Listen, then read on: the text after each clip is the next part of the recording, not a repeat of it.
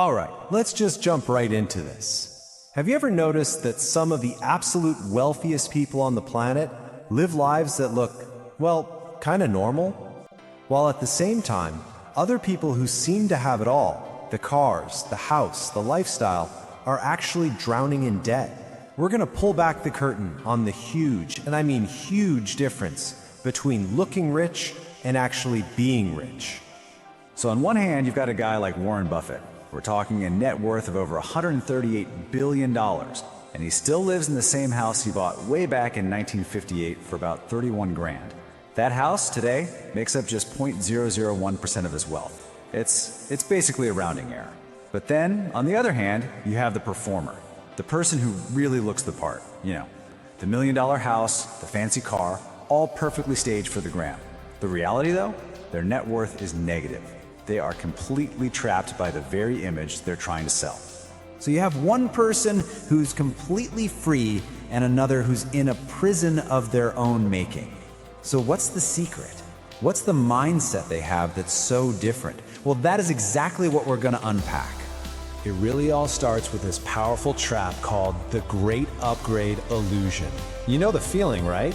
It's that sense that no matter how much more money you make, you never seem to get ahead. You're always just barely making it. It is exhausting, and let me tell you, it is absolutely by design. I mean, think about it. From the time we're kids, we're conditioned to believe that getting rich means spending as much as humanly possible. Movies, TV shows, social media, everything is screaming at us that the whole point of making money is to immediately upgrade every single part of your life. And social media has just put this whole thing on steroids. It's a pressure cooker. We're not just keeping up with the Joneses anymore. We're trying to keep up with the perfectly curated highlight reels of millions of strangers. And get this, research from the University of Pittsburgh confirms it. The more we scroll, the more we spend, and the less we save. It creates this constant feeling of manufactured inadequacy, basically pushing us to buy things we don't need with money we don't have to impress people we don't even know. So what's the billionaires' way out of this? They get it. They understand that the status game is a bottomless pit. There is always a bigger boat, there's always a faster jet. So instead of trying to win a game that is fundamentally unwinnable, they just refuse to play. And that decision, that refusal to play, it all comes down to their core financial philosophy. Let's call it the billionaires' true math. They see a hidden price tag on nice things that most people are completely blind to. For most of us, a dollar is just a token, right? It's something to trade for a coffee or a new phone. But for an investor, a dollar is a soldier. Every single dollar bill is an employee that you can deploy into your army. You can send it out into the world to work for you 24/7, to capture more ground, and through the magic of compound interest, to recruit even more soldiers for your army. And this all boils down to what might be the single most important concept in all of finance: opportunity cost.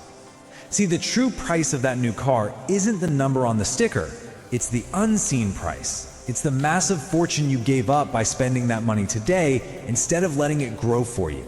It's everything that dollar could have become. Okay, let's put some real numbers to this. Let's say you get a nice raise and you decide, you know what? I'm gonna upgrade my paid-off car to a slick new BMW. It's a $500 a month payment. No big deal, right? Well, over 10 years, you've spent 60 grand. But if you had invested that same $500 a month at a pretty average 8% return, it would have grown to almost $94,000. That difference, that's the opportunity cost. But here's where it gets absolutely insane. Over 30 years, that same $500 a month becomes nearly $750,000. Think about that. You didn't just buy a car, you sold a massive piece of your future retirement, of your financial freedom, for a piece of metal that loses value the second you drive it off the lot. When you see that number, that fancy car suddenly doesn't seem so cool anymore, does it? This is exactly why the truly wealthy see luxury items in a completely different light. They're not assets that build you up. They are liabilities. They are friction in your life. They are a constant draining tax on your single most valuable resource, your attention. I mean, really think about it. A giant mansion needs constant upkeep, repairs, staff. A fleet of luxury cars needs maintenance and insurance. A yacht, it needs a whole crew. All these things are what we call attention vampires. They suck up your time and your mental energy. It's the whole reason Mark Zuckerberg wears the same gray t-shirt every day. It's not because he can't afford clothes, it's because he's eliminating one tiny trivial decision to save his brain power for things that actually move the needle. Every time you upgrade your life, you risk downgrading your focus. So, this brings us to the real heart of the billionaire mindset. It's a total paradigm shift. The ultimate goal isn't to pile up more and more stuff. The goal is to accumulate more freedom, more options, and more control over your own time. And this way of thinking creates two totally different financial states. You have the person who's fragile. They might have a high income, but their expenses are just as high. They're literally one layoff, one bad month away from total disaster. But then you have the person who is anti-fragile. They have a high income and low expenses. And that massive gap between what they earn and what they spend, that is their power. It allows them to weather any storm, to jump on any opportunity. That gap is their wealth. And just look at how this plays out over an entire career. Imagine two people, same exact job, same exact salary, same exact raises every year. Person A spends every single raise. They get a little more money, they get a little nicer car, a little bigger apartment. Person B invests every single raise. By the time they retire, they have the same final salary, but person B is worth $3 million more. One decision, made over and over and over again, creates two completely different destinies. And this is the part that everyone gets completely backward. People look at Warren Buffett and think, oh sure, he can afford to live in a modest house because he's a billionaire. No. It's the other way around. He is a billionaire because he lived in that modest house. Every dollar he didn't pour into a bigger, fancier home was another soldier for his army. Another dollar he invested back into his company, compounding for decades. The frugality came first and the wealth followed. Okay, so this all sounds great, but how do you actually apply it? How do you break free from this illusion? Well, here's a simple 5-step blueprint to shift your mindset from performing wealth to actually building it. Okay, number 1, define what enough truly means for you. Not for Instagram, not for your neighbor, but for you.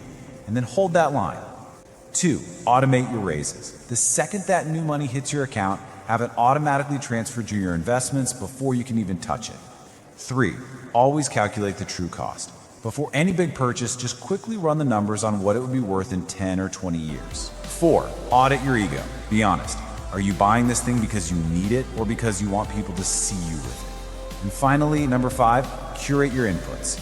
Unfollow all the noise that makes you feel inadequate and instead follow people who are actually building things of value. It really all comes down to this one simple idea. We live in a world that is designed to make you feel like you never have enough. But the real power, the real freedom, it comes from deciding what is enough for you. And that isn't a limitation. It's the ultimate financial superpower. So, I'm going to leave you with this one question to really think about. Every single dollar you have can either be a token you trade away for something that's gone tomorrow, or it can be a brick you use to build the life you truly want. The choice is yours. So what will you build with it?